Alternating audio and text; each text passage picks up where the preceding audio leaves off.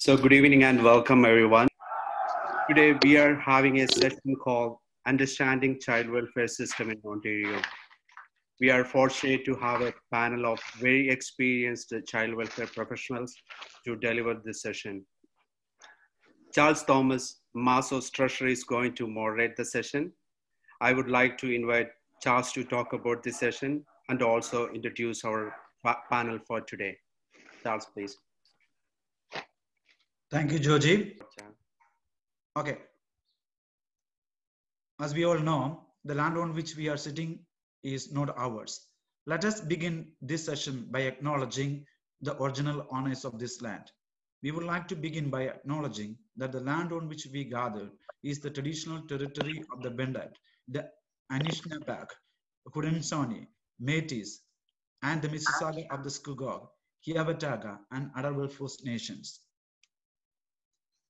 As you may have seen on our flyer, this session is meant for community members as well as those who are seeking a career in child protection in Ontario. We have identified two major learning outcomes of this session, and they are: one, the participants will have a general understanding about the child welfare system in Ontario by the end of this session. And the second one is the participants will have knowledge about the qualifications and skill set required for a child protection worker. The presentation is divided into 5 parts. Each part will be handled by an experienced child protection worker. The first part will deal with the history of CAS and relevant legislation. The second part will give you an idea about how protection concerns are assessed and investigations are conducted. The third part will provide you a snapshot of what happens with a family file after investigation. The fourth part will cover the essential qualifications, qualities, and skill set required for a child protection worker. And the fifth part is an open forum where you can ask your questions or share your thoughts. Please post your questions in the chat box, and I will take up your questions with the panel in the fifth part. Friends, we have an amazing panel today. Our speakers come from various regions of Ontario, and they all have years and years of experience in the field of child protection, and they all are highly passionate about what they do. Our speakers are a great source of inspiration and support for the new workers in their respective agencies, and they are keenly interested in mentoring newcomer social workers through MASWO. We have 4 speakers today, and they are Busy Manoj, Benny Joseph, Tangachan Chako, and Siju Simon. Let me introduce each one of them. The first speaker for the day is Busy Manoj. Busy is a senior child protection worker with the London CAS. Busy obtained her master's degree in social work from Pune University and worked for World Vision India in various capacities for 7 years before immigrating to Canada in 2006. She completed the prestigious ISW program in 2006 and worked in a project for violence against women in Burlington for a short period and then joined London CAS. She has been with the London CAS for the past 11 years as a family service worker. Busy is a great social worker with a strong commitment and dedication to making positive changes in the lives of the children and families she works with. The second speaker for the day is Benny Joseph. Benny Joseph is a senior child protection worker with the Peel Children's Aid. Benny obtained his master's degree in social work from Loyola College, Trivandrum. Soon after his education, he joined Harrison's Malayalam Limited as a welfare officer and worked for that company for 6 years in India. Benny then moved to the Middle East, and he worked there until 2003 before immigrating to Canada. Benny obtained his MSW from Windsor University in Canada in 2009. Benny joined Peel CAS in 2007. Over the years, Benny has specialized in conducting child protection investigations and has demonstrated exceptional skills in his job. And the third speaker is Thangachan Chako. Thangachan obtained his master's degree in social work from Loyola College, Trivandrum. In India, he worked as a personal manager for the reputed Malayalam daily, The Deepika, for 5 years. In Canada, Thangachan started his career in child protection in 2002 with the Children's Aid Society in Toronto. He then moved to Hamilton CAS, worked there for a couple of years, and then he joined Niagara CAS. He has been with the agency for the past 11 years. Throughout these years, Thangachan has worked as an ongoing worker and gained outstanding clinical skills in his job. Thangachan has excellent skills in handling complex cases, especially those with court involvements. The fourth speaker for the day is Siju Simon. He is currently working as a supervisor for the York Children's Aid Society. He has extensive experience in the field of child protection. Siju completed his master's degree in social work from Pune University. He worked as social worker for Asha Kendra and later served as its executive director. In 2002, he joined Site Service India, a British funding agency, as program officer and worked for that agency for 3 years. Siju moved to Scotland in 2004 and started his career in child protection. During this time, he obtained a graduate diploma in childcare and child protection from Dundee University, London, and became a supervisor in child protection there. Siju immigrated to Canada in 2011 and started his career in child protection as a casework supervisor with the government of Nova Scotia. Siju moved to Kingston CAS in 2011 as a team manager for CAC and resources. He left that agency in 2015 and joined Lanark, Leeds and Greenville CAS as service manager. Siju has deep insight into child protection work, and he is able to blend multiple international perspectives in child protection social work. Siju is an active community mobilizer, and he serves as the president of Kingston Malayali Association as well. Now over to Bitsy for the first session. Thank you. Hi everyone, thank you for joining the session. Today, my part of the presentation would be about what is CAS, its mandate, child welfare legislation, duty to report, and what is meant by child in need of protection. First, we are going to talk about what is CAS. Children's Aid Society is a non-profit organization that protects children from physical, sexual, emotional abuse and neglect.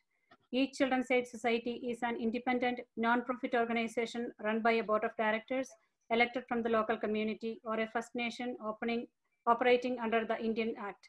Children's Aid Societies help to protect infants, children, and youth who are experiencing abuse or at the risk of experiencing abuse, neglect, or abandonment. There are 50 Children's Aid Societies across Ontario. We hear at times that your CAS, you take children away from families. The main purpose of Children's Aid Society is to keep children safe. We believe that children can do well in their home if they are safe and adequately supported by their parents. However, there are situations that some families are not able to provide a safe environment for various reasons, and that is when Children's Aid Society uses its authority to ensure the safety of the children. Next, we are going to talk about the mandate. The following are the main functions that CAS is mandated to do. Investigate allegations. Once Children's Aid Society gets the call regarding concerns about a child's safety and well-being, Children's Aid Society has to investigate the concerns and determine if the child is in need of protection. Work with the children under the age of 18. Children's Aid Society's mandate is same for all children under the age of 18 years. Another mandate is protect children when necessary. It is important that children live in a safe environment that nurtures and improves their well-being.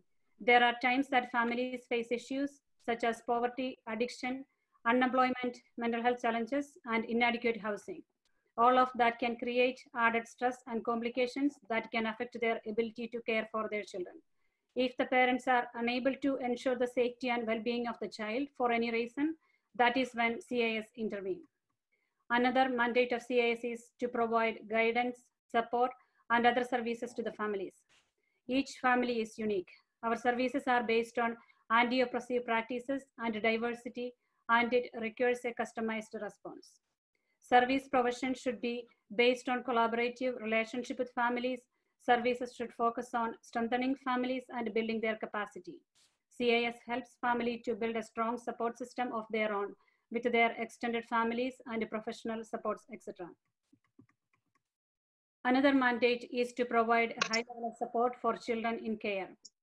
Once Children's Aid Society use its authority and remove a child from the family, we are obligated to provide all the support the child needs, from meeting their basic needs to provide medical care, education, relationship with their family of origin, enhancing ongoing relationship with supportive adults in the child's life, their social development, etc.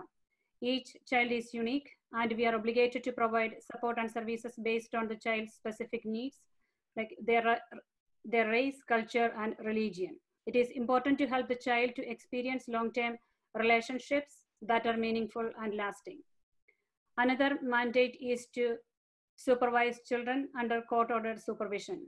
There are families who may have court involvement. Children's Aid Society has the responsibility to supervise the children who are placed under a court order. Next is, thank you. Historical timeline. Here we are just going to briefly talk about the major timelines in CIS history. As many of you may know, Mr. John Joseph Kelso was a prominent figure in social and child welfare movements in Canada.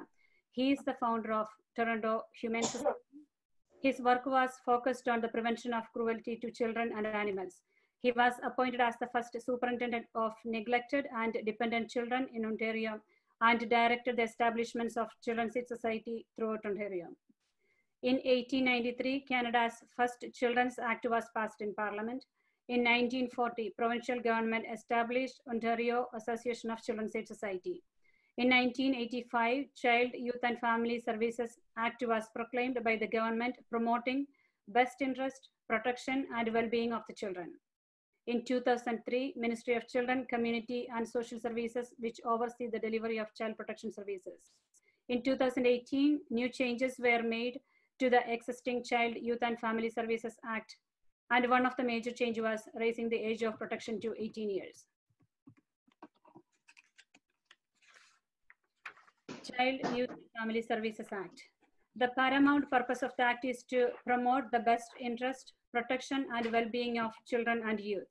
Each province has its own child protection legislation. In Ontario, it is the Child, Youth and Family Services Act. Children's Aid Societies have the exclusive legal responsibility to provide child protection services 365 days a year, 24 hours a day. The activities and purpose of a Children's Aid Society are set out in the Child, Youth and Family Services Act. Next slide, please. Next, we are going to talk about the age of protection. Children's Aid Societies help to protect infants, children, and youth who are experiencing abuse, neglect, or abandonment. In 2018, the age of protection was raised to include youth up to 18 years in Ontario. Youth who are 16 and 17 years are now eligible to receive protection services from Children's Aid Societies. As you can see in the slide, work with the youth 16 and 17 is a voluntary on the part of the youth. The society can support these youth in a variety of ways should they be willing to access the support. The threshold for involvement is the same as for children under the age of 16. Duty to report child abuse and neglect.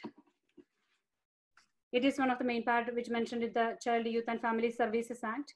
As a community, we are all responsible for keeping children and youth safe.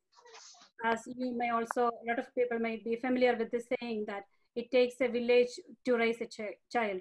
It is never more true than when we talk about protecting children. Keeping the most vulnerable members of our community safe is the responsibility of everyone.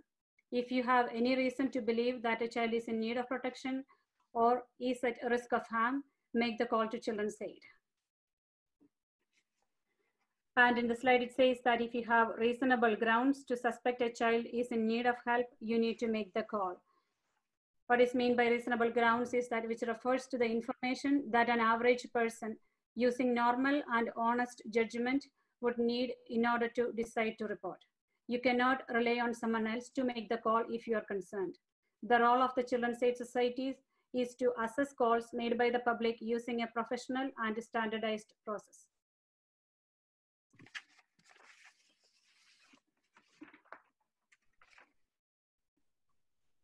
The Child, Youth and Family Services Act recognizes that persons working closely with the children and youth. So we are going to talk about the professional duty to report. So the Child, Youth and Family Services Act recognizes that persons working closely with the children and youth, like teachers, doctors, dentists, nurse, psychologists, counselors, social workers, religious officials, mediators, etc., have responsibility to report their suspicions and makes it an offense to fail to report. Any professional who fails to report a suspicion that a child is or might be in need of protection and the suspicion was obtained in the course of his or her professional duties is liable for conviction to a fine up to $5,000 and or imprisonment for 6 months. It is also important that a report should be made every time you have a concern, even if you have made reports before about the same child. A report must be made directly to the Children's Aid Society by the person with the first-hand knowledge of the concern. They must not rely on anyone else to report on his or her behalf.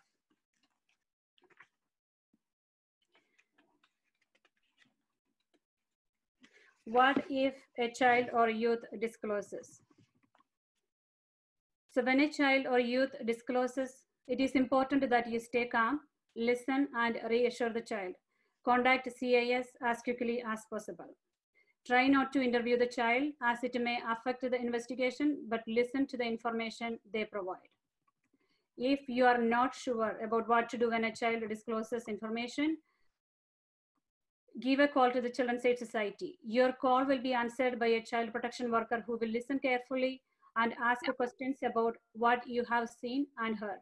What you say will help the child protection worker assess if there are child protection concerns, and if so, the best way to help and how quickly we should respond. The worker who gets the information provides guidance regarding next steps and assessing the safety for the child. When you call to report a concern, it does not mean that a child or children will be taken away from the family necessarily. In reality, majority of the families we work with require assistance and support in making changes. In these cases, the child remains at home and in the care of their parents. And we are just briefly going to talk about the role of child protection workers. So the intake worker would be the first person you would be you'd be giving information when you make a call. And there are investigation workers, ongoing workers. If the family need ongoing protection services, it will be the ongoing worker who will be working with the family.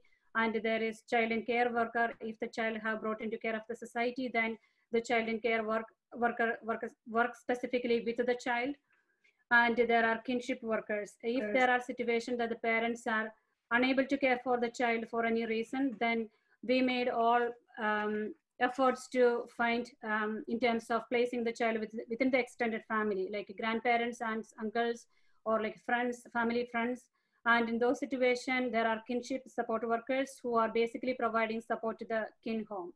And there are placement resource workers who are working in terms of finding a placement for the child. And also there are workers who are working specifically working with the foster families. And also there are adoption workers.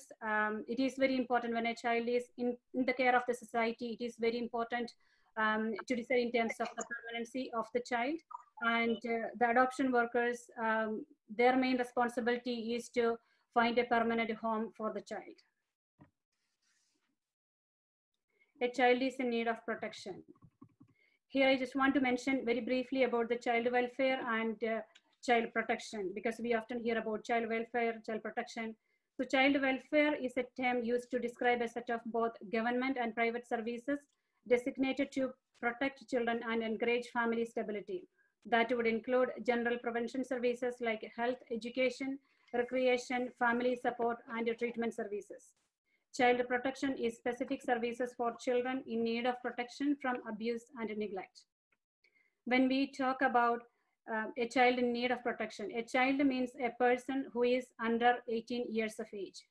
A child is in need of protection as a child who is or who appears to be suffering from abuse and or neglect. Child abuse includes physical, emotional, sexual abuse and or neglect. It also addresses a pattern of abuse and a risk of harm.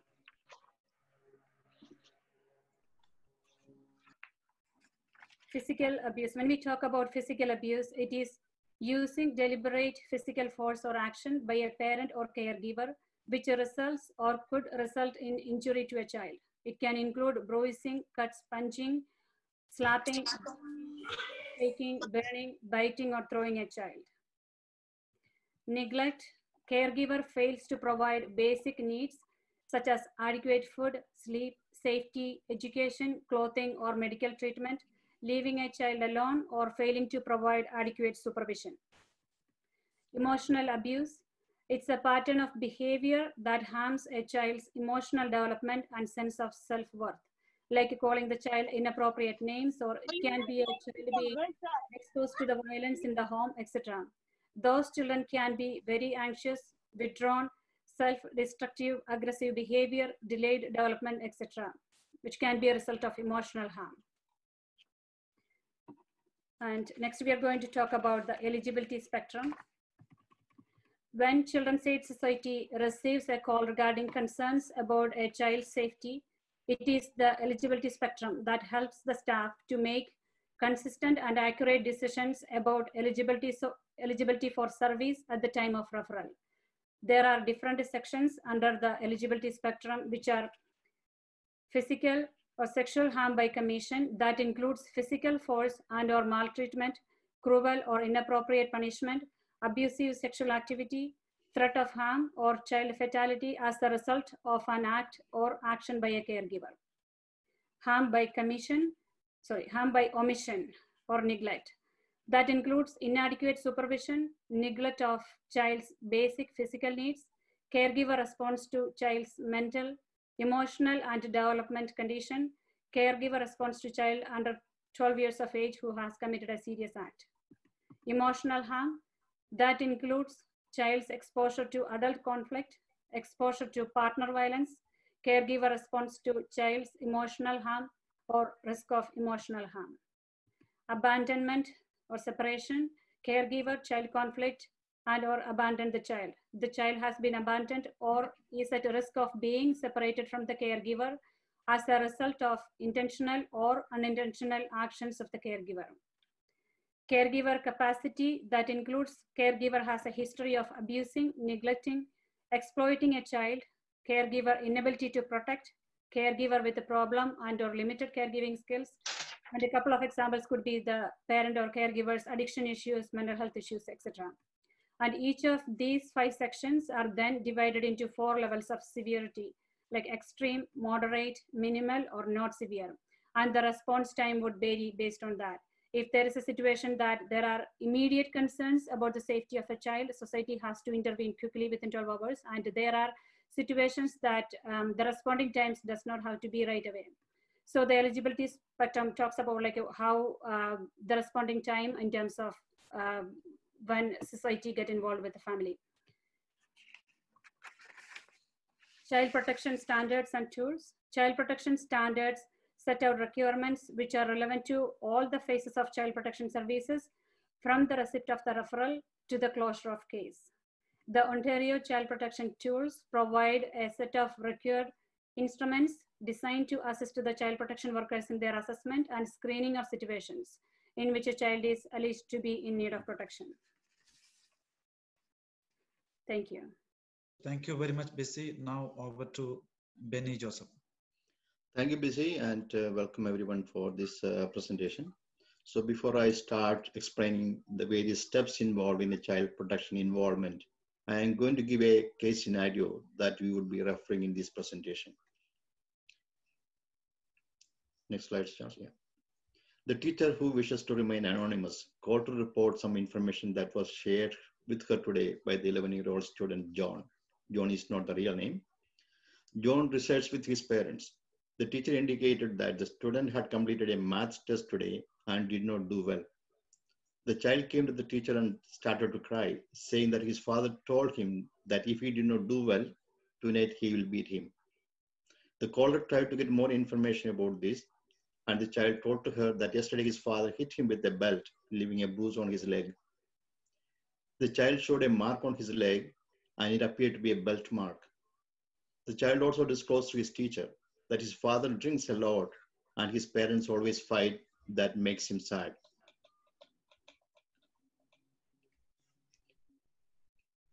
Receiving a child protection referral information from the referral source. The process of CAS intervention often starts with a call. Section 72 of the Child, Youth and Family Services Act states that members of the public, including professionals who work with the children, must promptly report any suspicions that a child is or may be in need of protection to a children's aid society. It is called duty to report. The person who receives the call gathers as much information as possible from the referral source, like who is the alleged victim, who is the alleged perpetrator, what happened, when it happened, how it happened, where it happened, and all the information about other family members, including their addresses and other contact information. All the referrals are universally screened for the presence of domestic violence. So in the above case scenario, the schools is the referral source, and the alleged victim is John, and the alleged perpetrator is the father. So there are different conditions has been reported in that case scenario. You can say allegation of substance abuse, presence of domestic violence, verbal threat of harm, physical abuse on the child. So the rating will be based on all those 4 allegations. The received information is assessed using the eligibility spectrum. Here, the record check is completed to find out families' previous involvements with the child protection agencies, both internal and provincial. The child abuse registry check is completed for abuse cases. When the information is assessed, the level of severity is determined, whether the case is extremely severe or moderately severe, minimally severe, or not severe. The next step is to disposing the referral. Based on the severity of the reported concerns, the response time is determined. Some of the factors considered here are the age and vulnerability of the child, current injury or harm to the child that may require medical examination or intervention, or to gather forensic evidence. The disposition includes, it could be no contact. That means we are not contacting the client at all. The next may be a community linked service, where it is a minimally severe cases or non-partition cases, and this service should be completed within 14 days. If there are reasonable and probable grounds that a child may be in need of protection, investigation is initiated. Investigation is initiated within 12 hours if there is imminent threat to the safety of a child or when physical evidence is at risk of being lost due to a delay. So this mostly happens in extremely severe cases. Investigation is initiated within 48 hours for community caregivers. That means investigation on babysitters, teachers, daycare staff, etc. Investigation is initiated within 7 days for family-based investigations where no immediate safety threats are identified. This is mostly happens in the moderately severe cases. Types of investigation. When it has been determined that the most appropriate response to a report is an investigation, the investigative plan is developed. Planning for an investigation including deciding whether to use a customized or traditional approach. Traditional approach, it is mostly considered as a more structured approach to the case scenario. If the information received by the CAS alleges that the criminal offense has been perpetrated against a child, the child protection worker will immediately inform the police and will work with the police according to the established protocols for investigation. The traditional approach focuses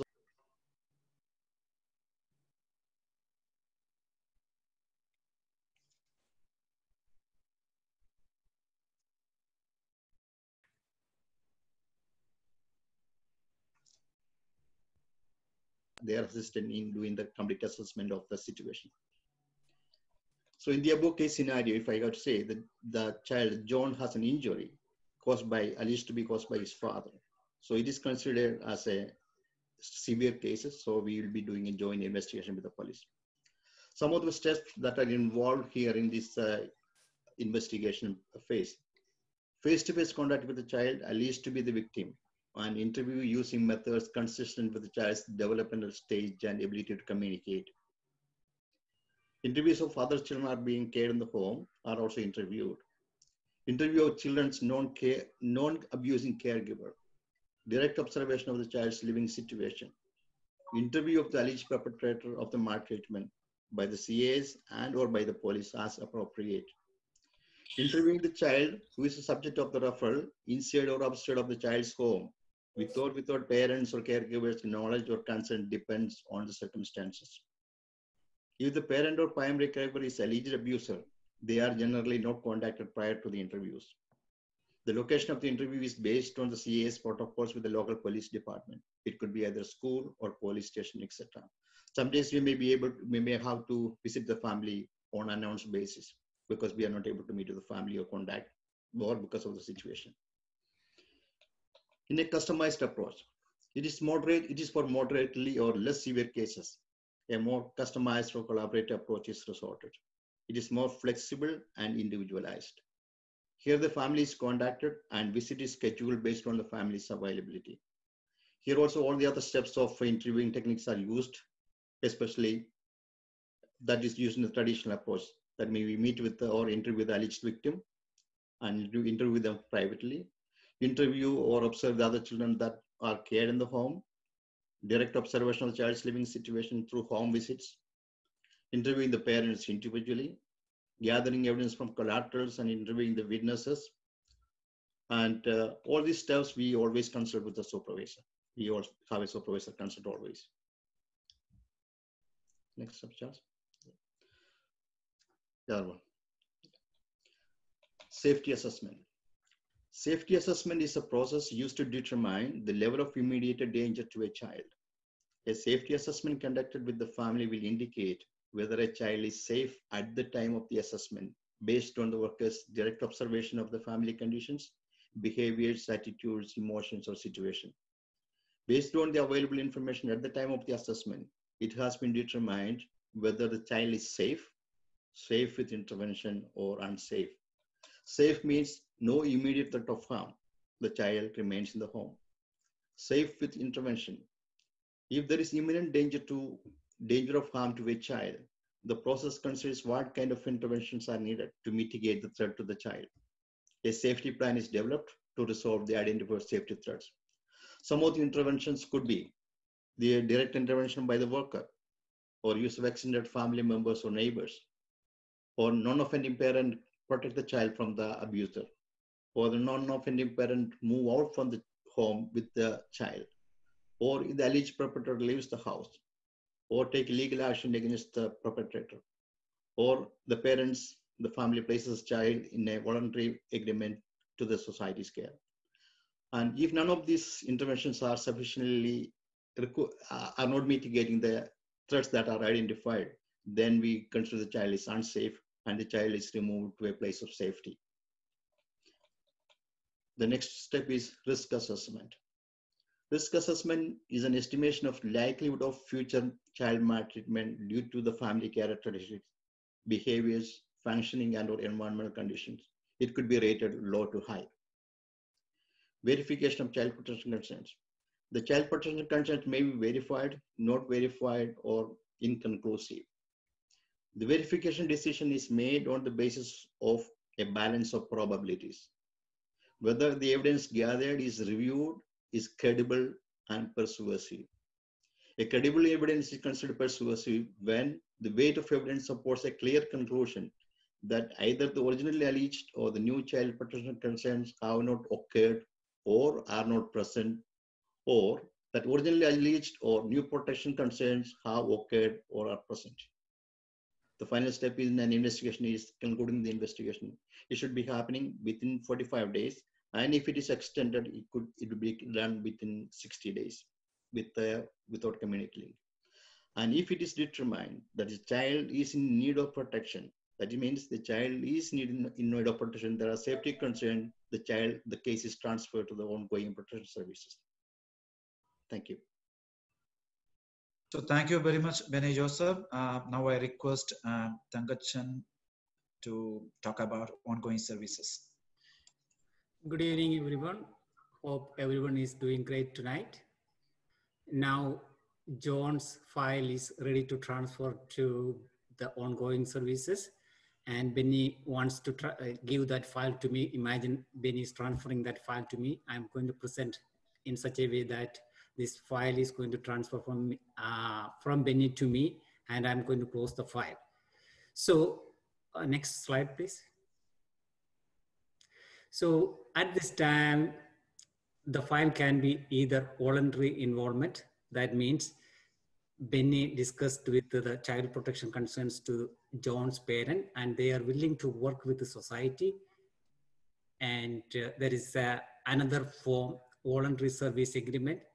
It is an agreement between the society and the family with the specific goals of the involvement and also with the specific duration. And this John's file can be also court involved. Imagine a situation that John's parents do not want to work with the agency, saying that it is my right to raise my child the way I would like, and the society sees a significant protection concerns. We will take this family to the court to get an order, so that we will be mandated, the society will be mandated to stay involved this family to deal with the identified protection concerns. Sometimes court won't satisfied with the evidence provided by the society, and court can decline to make an order. Example for getting a warrant: imagine a newborn and society get a call from the hospital, and we have a significant history of the newborn's mother, and mother's rest, the other children were already in society's care. And in that case, we know that the baby can't stay with the mom, and baby is currently on a safe place. And the best practice is that society bring this issue before a justice of peace to get a warrant to remove the child technically from the mother's care. And the supervision order that is when the family is refused, and we take the matter before the court, and court make an order requesting the family to stay involved with the CAS. And temporary care: imagine when Benny completed the safety assessment, and it is assessed that John cannot stay with his father, and his immediate safety is at risk. Benny will be removing the child and placed in a foster home, and Benny has to bring a child protection application within 5 days, and there will be a temporary order based upon the evidence. And that is the temporary care of the society, and the rest of the final order and determination of the court order is not relevant at this stage of the ongoing services. And next slide, please. Okay, so before Benny transfer the file, there is certain process we need to complete. The first one is internal transfer meeting that give an opportunity for Benny to explain to me as a ongoing worker what are the concerns, what are the verified concerns, what are the goals we are working with the family, and a supervisor will also present during the internal transfer meeting. And during that meeting, we always discuss about outcome plans and the program we are supposed to recommending the family to attend to address the child protection concerns. And there is a second stage is external transfer meeting that include myself, Benny, going to John's family and Benny will discuss about the verified concerns and also review the outcome plans and service agreement. Imagine I started working with John, and John's family decided to relocate to Toronto. Then we have a protocol to inter-agency transfer. The file will be transferred to Toronto CAS. Imagine John's family is planning to move to Alberta. I will be contacting the Child Protection Agency in Alberta, and we will complete a inter-provincial transfer. Next slide, please. And I already talked about outcome plan, and the main purpose of the outcome plan to make sure that the identified child protection concerns are reduced or mitigated. And the service plan include goals, basically safety of the child, well-being, and permanency of the child. And we always have some objectives and activities and services including in that outcome plan. For example, John's situation, the verified issue, maybe one of the verified issue may be the father's alcohol abuse. So objective of that is going to be, one of the objective is that John should not be exposed to the father's, alcohol abuse. And activities is that, one of activities, John's father should not consume alcohol while in a caregiving role. And one of the service related to that objective could be John's father will attend a alcohol treatment program. Next slide, please. And duties of an ongoing worker include scheduled home visit, usually every 30 days. And during that meeting, we will discuss the progress of the service plan with the parents, and also we will meet child privately. That is one of the important role, meeting every time you have to meet the child privately. And also during the process, during this time of involvement, I will be referring John's parent in this situation, maybe to the substance abuse program or adult conflict, adults counseling, or some individual counseling for John. And also the family services ongoing worker should always in contact with the collaterals. For example, in this case, if John's father is attending alcohol treatment program, I will be contacting them to get an update to see what kind of progress he is making. And also another role is to communicating with the supervisor. We should be communicating with the supervisor each and every development in the family, progress or regress, whatever it is. And also we will be keeping updated our supervisor during our during regular supervision. That is, usually we will discuss about the family once every 6 weeks. And imagine John is already in society's care. It is one of the responsibility of the ongoing worker to facilitate access, which can be either supervised at the society's office or in the communities such as library or park, or if the risk is minimum considering the age of John, and if father is, the family is making some progress, it can be on weekend at the home. And subsequent investigation is also one of the role. And imagine, it's an voluntary file, and our child John is remaining in the care of his parents. And if we receive a call from the teacher reporting that they just came to know that John is living with his friends for a week. So it is another entirely different concerns to the society. And I will be doing an investigation exactly the same way Benny did at the first time. I have to complete a safety assessment to find out whether it is safe for the child to return to his parents. If it is not safe, we will be asking the parents of any other kin, such as, extended families, grandparents, friends. And if, the parents do not want him back in their care, and no way John can return to his parents, we need to see whether John can remain in the care of his friend's parent. And for that, we need to, complete an immediate, safety with the means whether John can stay there. We need to do a history check to find out his immediate safety is not at risk should he remain in the with his friend's parents. And in that case, we will make a referral for a kinship assessment.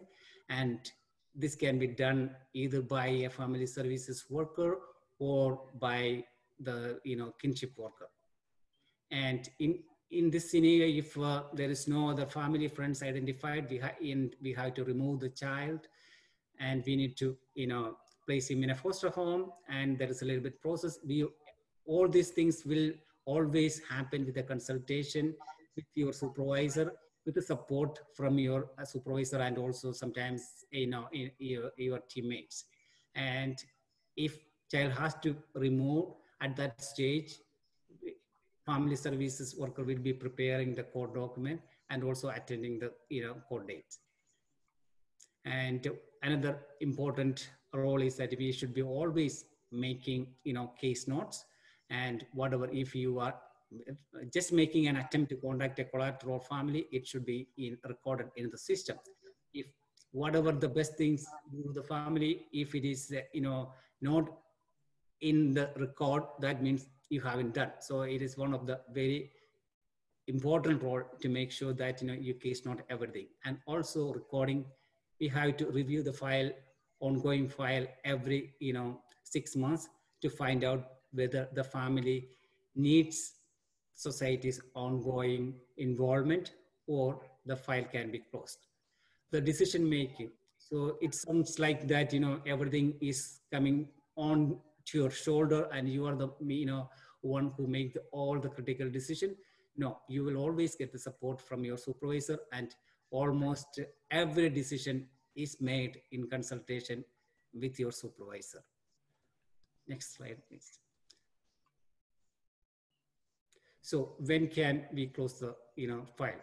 For an voluntary file, when the concerns are mitigated, in our John's situation, if father attend some substance abuse program,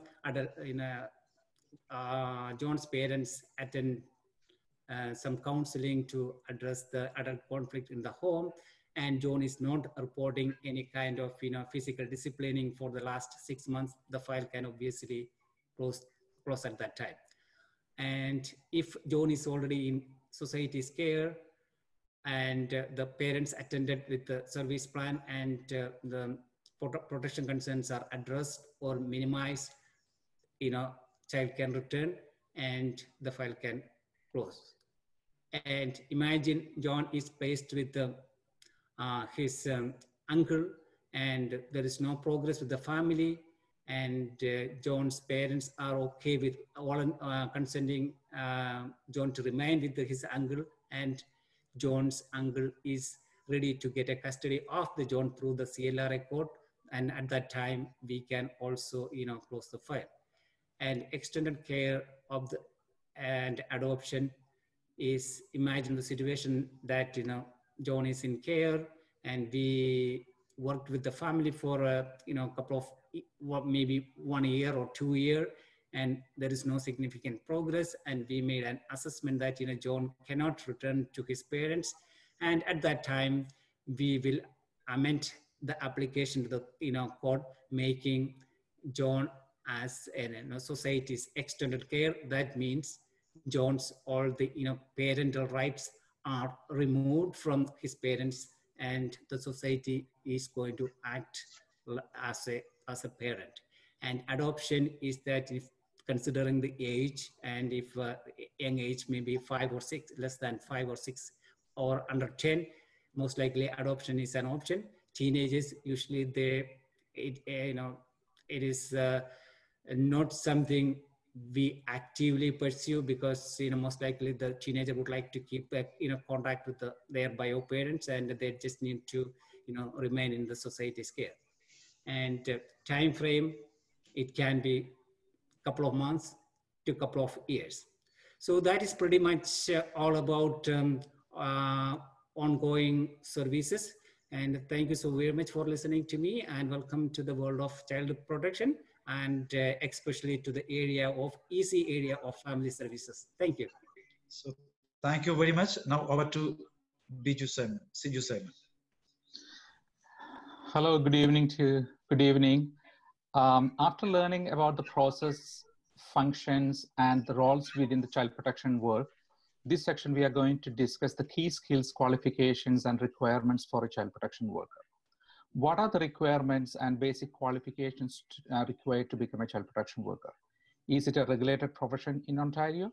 What are some basic trainings that are required to perform core duties and duties of a child protection worker?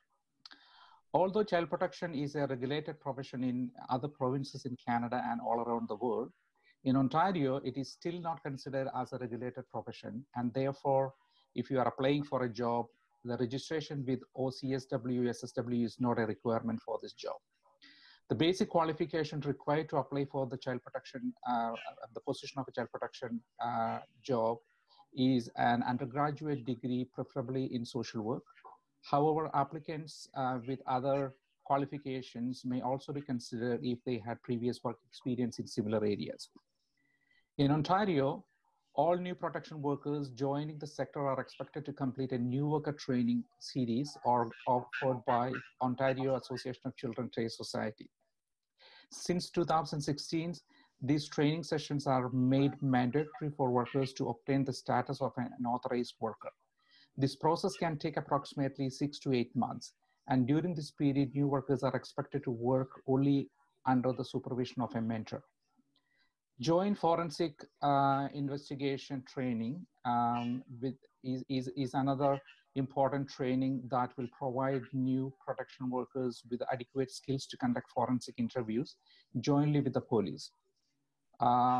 Usually new child protection workers are not allowed to participate in joint investigation with the police without the completion of this training.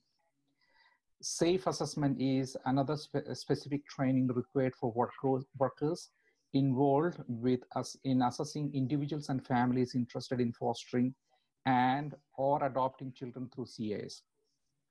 Unlike other trainings, this training is also available for other social work professionals, those who are not currently working with children's societies or working as private practitioners. So, and last, but definitely not the least, you should also have a driving license. You cannot get a job in the child protection field without having a driving license. Next slide, please. So most of the qualities and skills that are required to perform duties of a child protection worker are same or very similar as that of a social worker working in other sectors.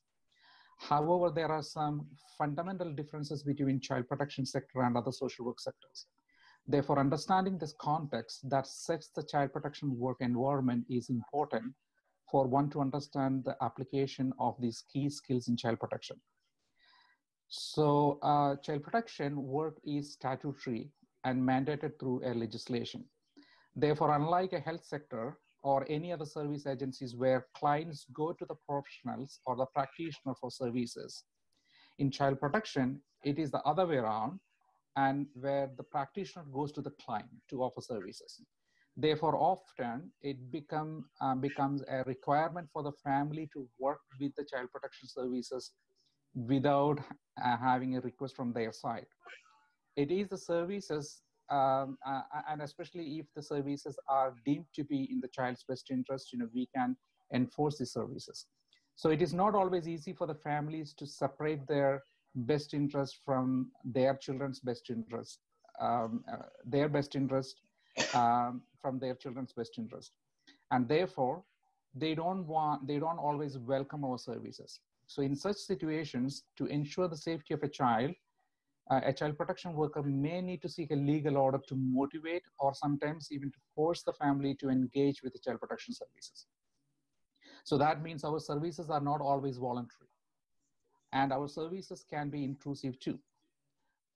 Because it is a mandated profession, if needed, a child protection worker also has the power to remove a child from his or her caregiver or a parent's care to a place of safety. Not all parents consent their children to be removed from their care. Therefore, child protection worker often needs to work with upset and angry family members, and as a result may be subject to clients' outbursts at times. So due to the nature of our work and the history of our work, history of child protection work in Ontario, our protection agencies are often carry an image of child snatchers, looking for an opportunity to remove a child from their parents' care, which often creates a fear among our service users, which can also be another barrier for a child protection worker to engage effectively with their clients. So as we discuss our key skills, please keep this context in mind to have a better understanding. Next slide, please. For understanding it better, I have categorized the skills and the qualities under three broader categories. One is clinical, the second one is administrative and organizational, and the third one is communication and interpersonal. Next slide, please. So under clinical skills, decision-making and critical thinking are important skills that needed to a protection worker. As a protection worker, you will consistently be assessing the safety of a child on your caseload. And there may be situations where you are required to make an immediate decision to ensure the safety of a child, which may include removing that child from his or her parents' care to a place of safety. Sometimes these decisions are not pleasant or easy to take. Therefore, a child protection worker should also be comfortable in using authority. Ability to plan concurrently is another quality, in my opinion, a key skill required for all child protection workers. What is concurrent planning? The simple explanation is that it is an ability to have a plan B all the time. For example, if you're working with a child who had been removed from his parents' care to be returned back into the parents' care, you will also be exploring other permanent options while you're still working with the parents for the child to be returned. Just in case something happens to your plan A, the plan A is no longer going to work, or it's not going to be safe for the child. So this will avoid any further delay in obtaining permanency for this child. Cultural sensitivity is another skill and quality of a child protection worker.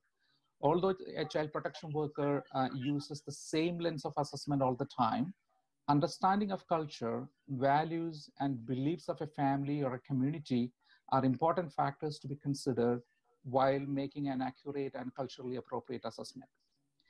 As mentioned above, earlier, child protection worker often work under pressure and with agitated and angry clients.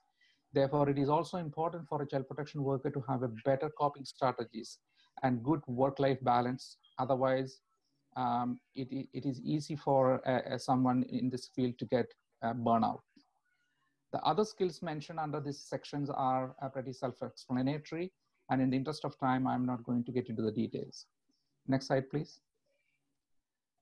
Under administrative skills, time management, punctuality, change management, documentation, computer skills, planning, implementation, and monitoring skills are pretty common and applicable to other areas of social work, and that are self-explanatory. So therefore, I'm focusing on the other two. The prioritization skills and ability to meet deadlines are the two most important skills under this category, in my opinion, that a child protection should have. For a child protection worker, every workday is a new workday, and it is not always easy to predict as to what is going to happen with any of their families on their caseload. Therefore, a child protection needs to prioritize his or her task on a daily basis based on the importance and the urgency of those tasks. Next slide, please.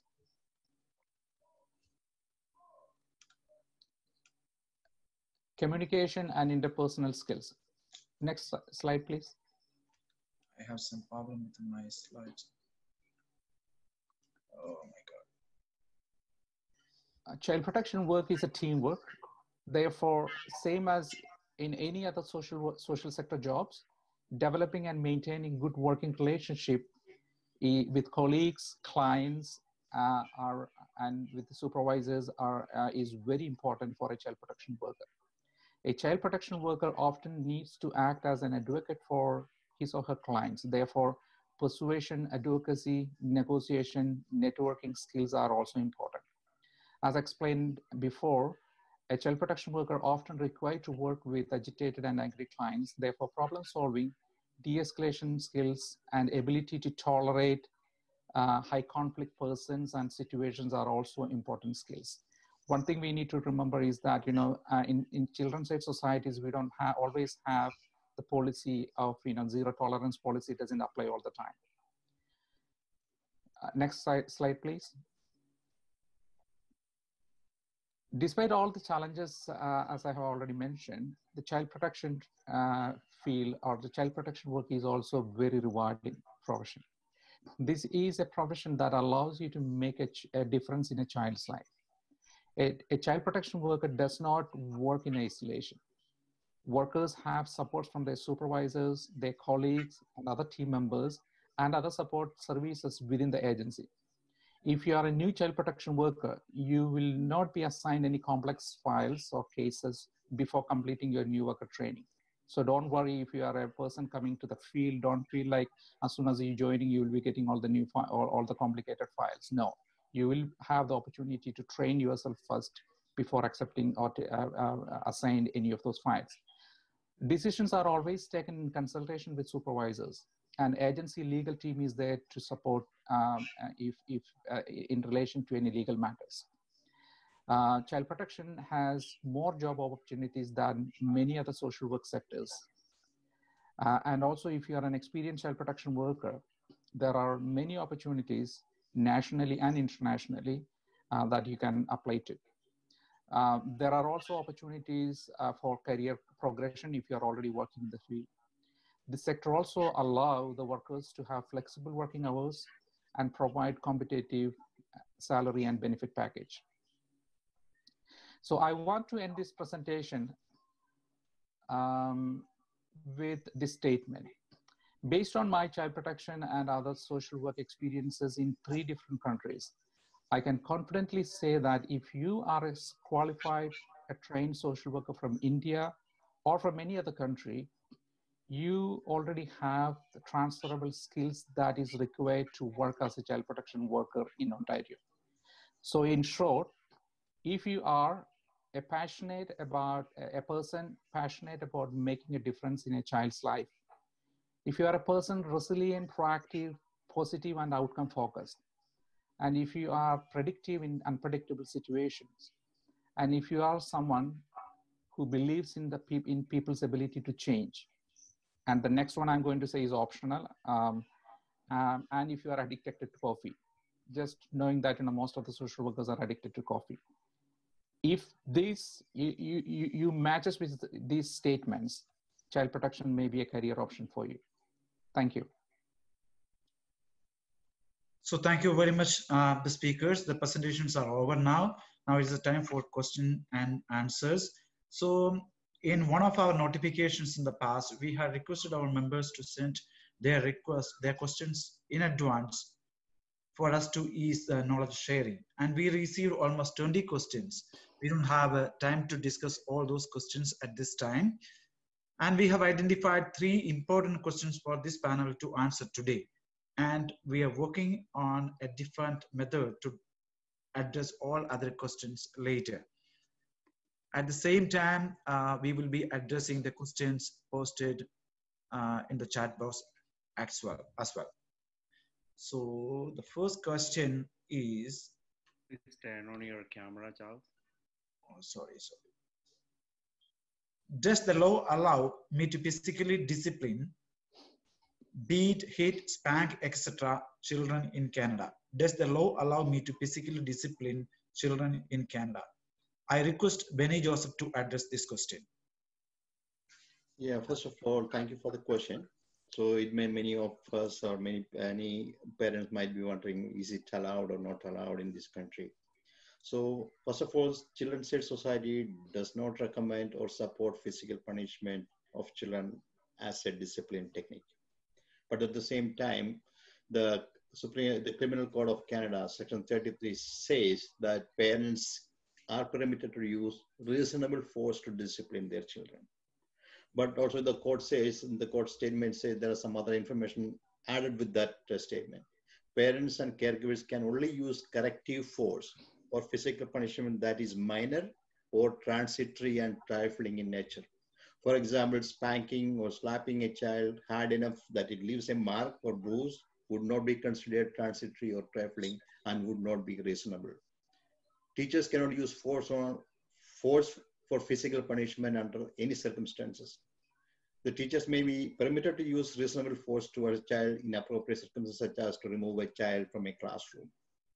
Physical punishment cannot be used on children younger than 2 years old or older than 12 years old. Physical punishment cannot be used on a child in anger or in retaliation for something a child did. Objects such as belts or rulers must never be used on a child, and child must never be hit or slapped on the face or head.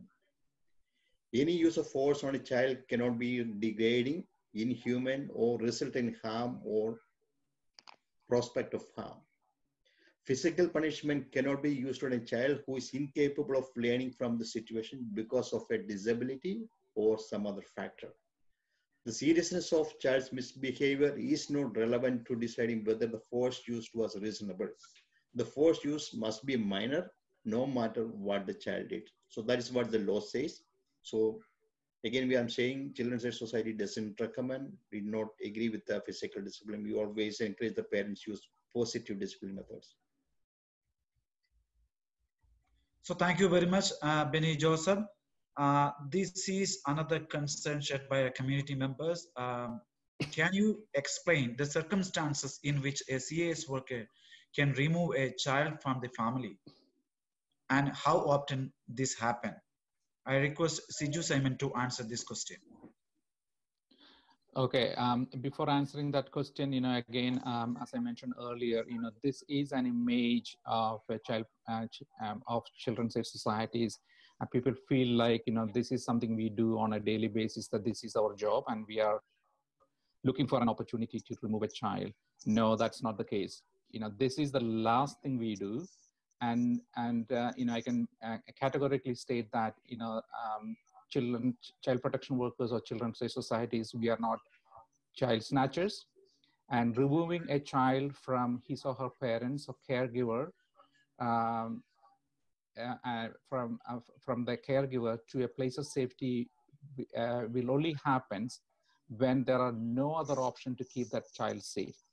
So we will explore all other options, and if nothing is available, that's the only time a child protection worker will decide to remove a child from a parent's care.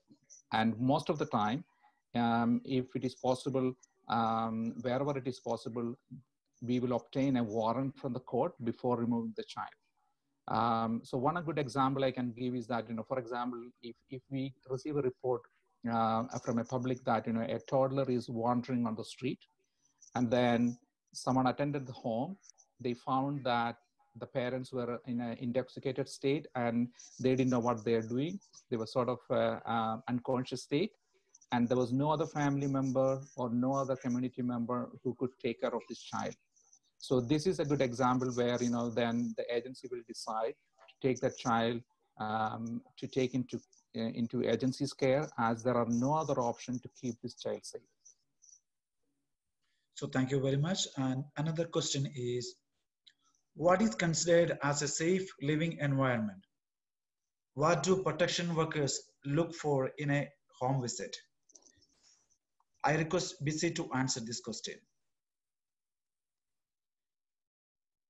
Bissy, can you hear me?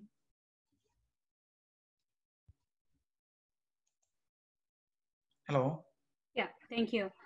Safe living environment is very important when it comes into keeping the children safe. So when we go out for home visits, what we look into in terms of whether there is designated spaces for informal living, dining, cooking, storage, etc., separate rooms for sleeping and bathing, and exits and stairways are secured for infants and young children, whether garbage and other waste disposed of in a way that does not create a health hazard, electrical outlets covered, knives, scissors, and other sharp objects, and medication. Those kind of things are out of reach of the young children. Windows, screens, and balcony doors in high-rise apartment buildings secured by safety catches. Smoke detectors in working order located on each floor and outside of bedrooms. Carbon monoxide detectors located on bedroom level of home. Exits and hallways are uncluttered. And one of the main thing when we work with infants, it is one of the mandates that based on the safe sleep practices, infants should sleep in a crib and that should meet the government safety regulations. Each child has a bed with a clean mattress that is suitable for the age of the child and with bedding that is appropriate. A child over 6 years of age will not share a bedroom with a child of the opposite sex. Swimming pools on property are fenced and secured with a locked gate. So these are the typical things that we look into, like when we go out for home visits. So thank you very much for the after reply. So Joji, can you share some of the major questions in the chat box, please? I am unable to see the chat box here. Let me see. Hello. Yeah. So I'm just checking the chat box. I will read. So there is a question. Okay. So I had a question, and I am not sure if this aligns well with the topic for discussion. However, would love to get some good material for reference. Okay. So question, who are the important stakeholders in Ontario involved in promoting positive mental health in schools? What are some of the implementation and funding strategies adopted at the provincial level? So I think that Siju can answer this question.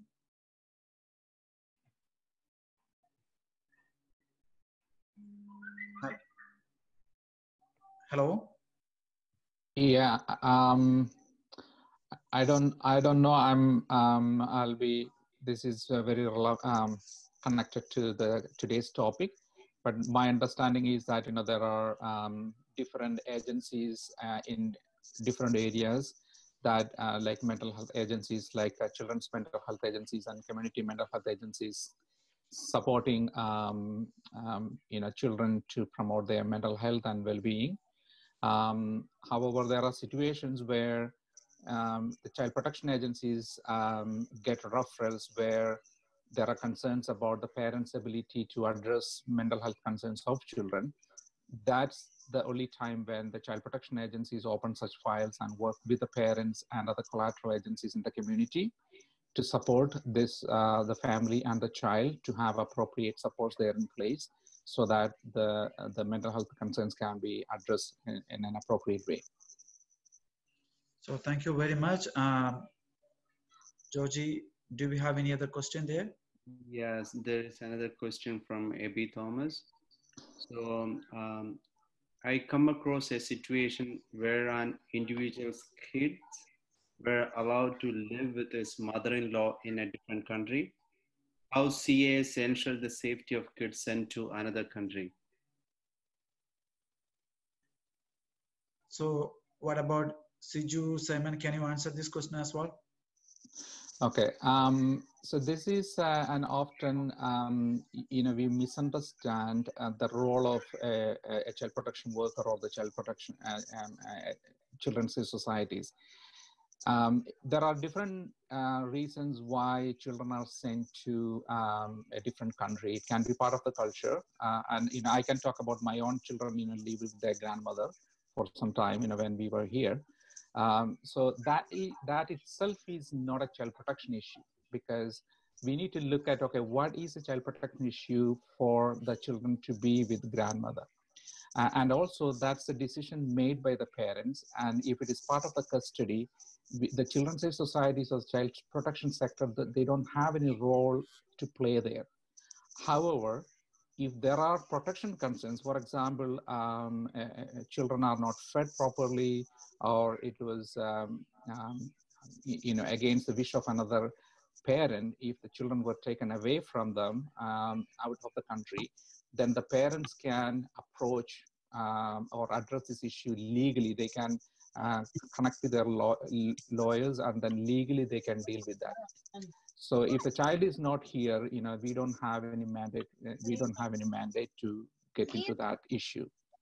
So, but if the child is here, for example, if a child is here and they're living with the grandparents and there are protection concerns, definitely we have a role to play, and then we will work with the family to address the protection concerns. Right.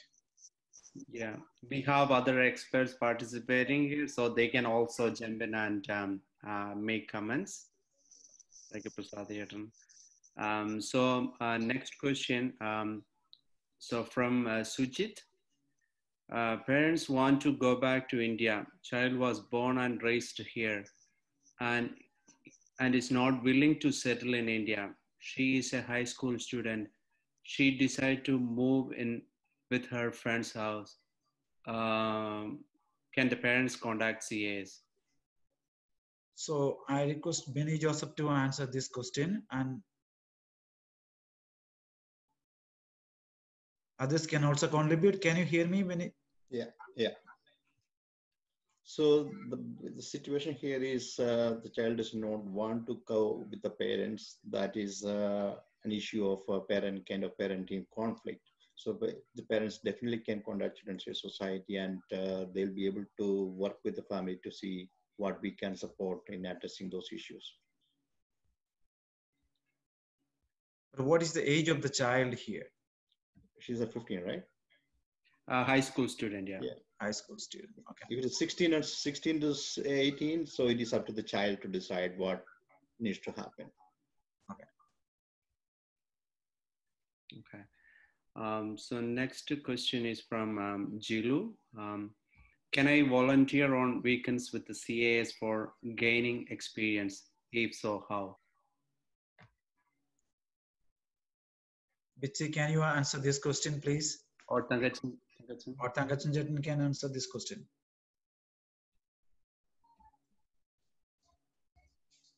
Hello? Sorry, can you hear me?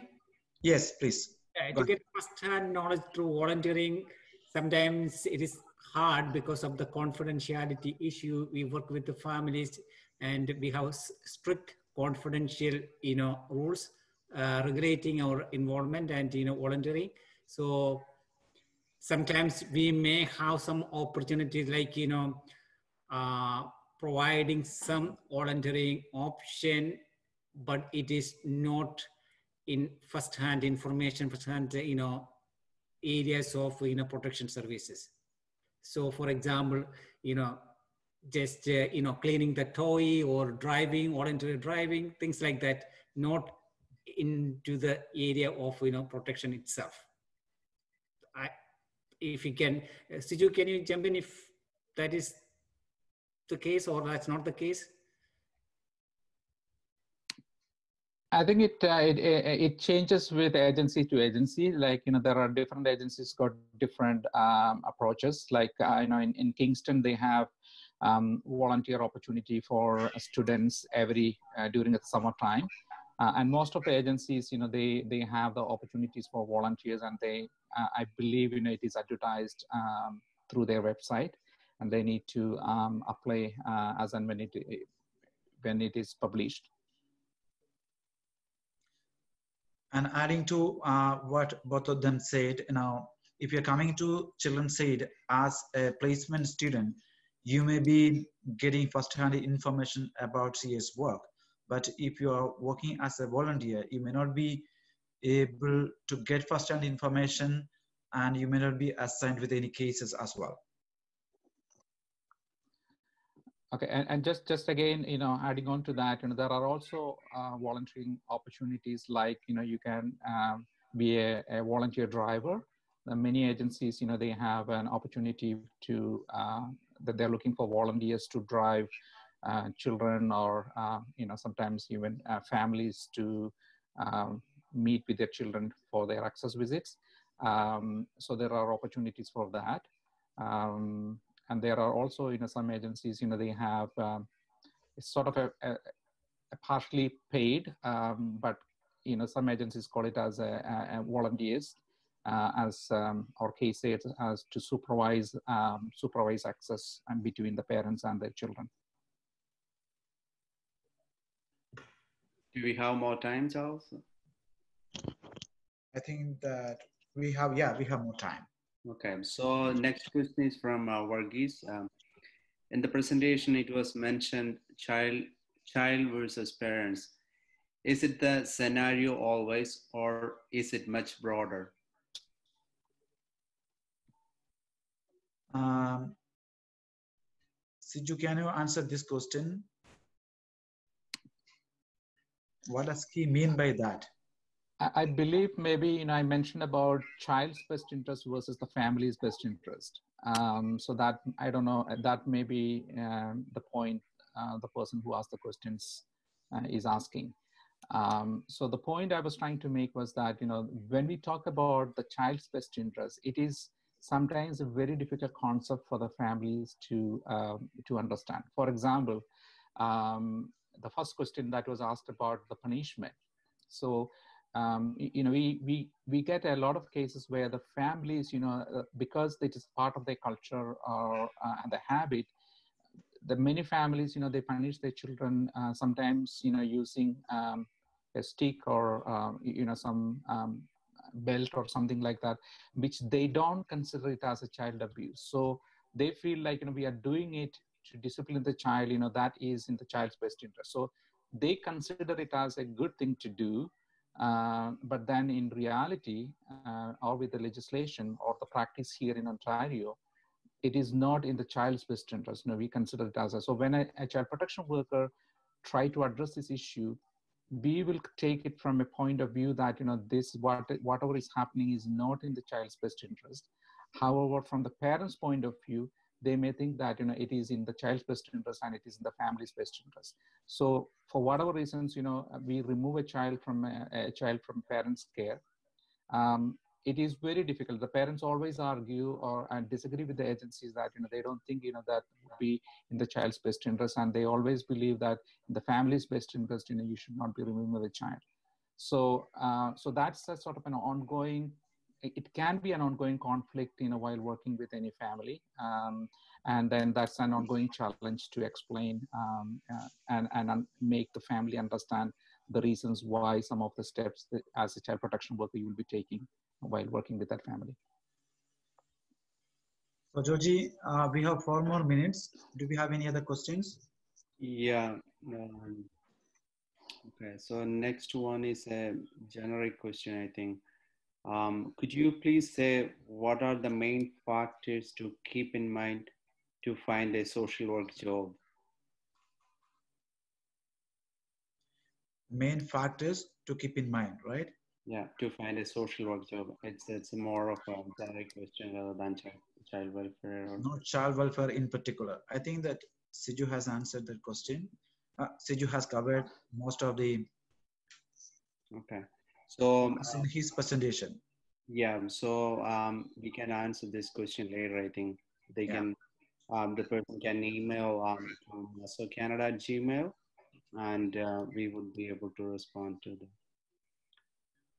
Next question, what are the essential laws a child protection worker should always be aware of and have knowledge of?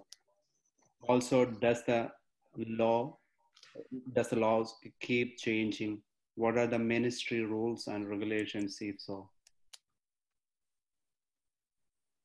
It's a big question that consists of many things. Can Siju answer briefly? We have 4 more minutes. Maybe Prasad Jadan or someone else.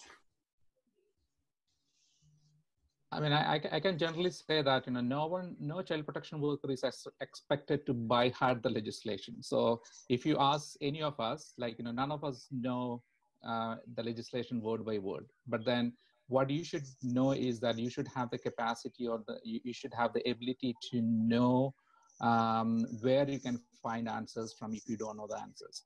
So the legislation, as in BC's presentation, he said, it is a it's a legislation, what we will be following. That's the mandated legislation, Family and Children's Services Act. So that's something we always need to follow. And then there are certain sections we will be focusing on every time when we take a child into care. And also as I mentioned in my presentation, every Children's Aid Society has a legal team.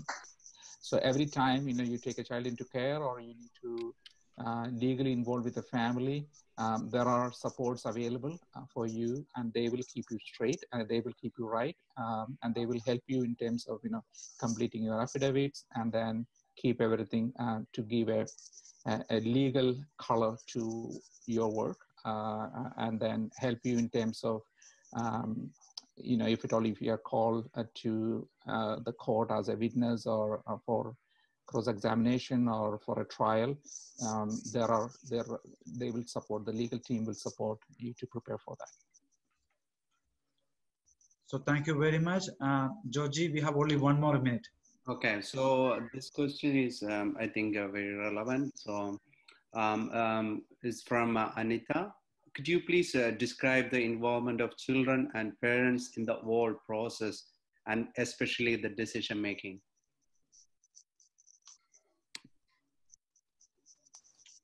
Can you answer this question as well, Siju, briefly? I think that's a very important thing, which also shows that no, I'll go back. It's a very good question that, and I can say that every child, the legislation, one of the fundamental principles of the legislation is that any decision is taken in relation to a child or for a child needed to be taken in consultation with the child and the family. And also the cultural factors and the background, ethnic background, all these things need to be taken into consideration while making that decision. However, when we take that decision, we also need to understand the child's age and stage of development. So yes, we always need to consult with the family and the child, and that is also a role of a child protection worker.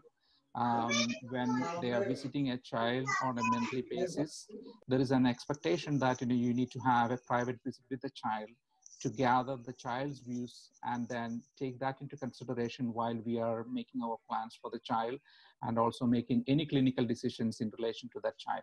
So yes, we are required and we are mandated, and that's part of the standard, and also part of the legislation, that we are required to seek on an ongoing basis the views of the family and the child while working with the family and the child. So thank you very much, Georgie. The time is over. Is there any other ideas or thoughts shared there? Charles Prasadane. Yes, sir. Yeah, so there is nothing much to add. And then I hear somewhere along the line that there is a question around the qualifications of being a good child protection worker. One thing I wanted to add, but that's a little bit, an explanation and expansion of what Siju stated, that, a greater understanding of oppression and how oppression is having an impact on our life, and a greater understanding around trauma and how trauma can influence our behavior and in child rearing practices. So if you are more and more aware of that, then your clinical work will become more and more efficient and effective, and that would give you a clarity around a crisis situation, or to be working with a family in a difficult circumstances, just to add on to that. And great presentation, BC, Tangachan, Benny, and Siju. Thank you. So thank you very much. The time is over. I know we have again a lot of questions, and we have received almost 20 questions from our members. I think, Charles, can you ask this? I think this is very, very relevant question. There are a lot of questions. So one question, what if a child's issues with regards to online abuse from friends is suppressed by higher authorities? Who do the parents contact? Okay, can Prasad answer this question, please? Yeah, so I may not be able to give an exact or a clear answer because I don't want to get into the details of the case, right? So if you have further concerns around the safety of your children, you must definitely approach the law enforcement and also the local Children's Aid Society. Those are the two places that you may want to have an in-depth conversation. You can call the Children's Aid Society and to have a conversation with Children's CISS screening team, and then you can explore your possible, what are the options that's available, because bullying is a serious concern, and then sometimes it's a bit of it's a complex situation. So that's why it may not be appropriate for us to discuss and to provide a feedback through an online kind of a media. So I encourage them to call their local CIS or their local police unit and going to the unit and talk to the police officers, or going and talking, call local CIS and talk to the screening department. So thank you very much. Georgie, do we have more questions? Your video is off. Do we have more questions? We have a lot of questions. We have a lot of questions. I know we have a lot of questions. We have 20 questions in our question bank. So we have to have another presentation to answer all the questions. All questions are relevant questions, very important. So we will find alternative ways to address those questions later. Going to the next slide. So on behalf of MASWO, I would like to thank each one of you for your active participation today. MASWO is a professional organization, and our goal is to support each other and our community. For more information, including the upcoming programs, please visit our website, www.maswocanada.ca. So thank you very much, everyone. Good night. Good night. Thank you. Good night. Thank you. Thank you. Thank you. Thank you. Good job, everyone. Thank you. Thank you very much. So we will be uploading this video to our YouTube channel, and we might be organizing some question and answer sessions soon.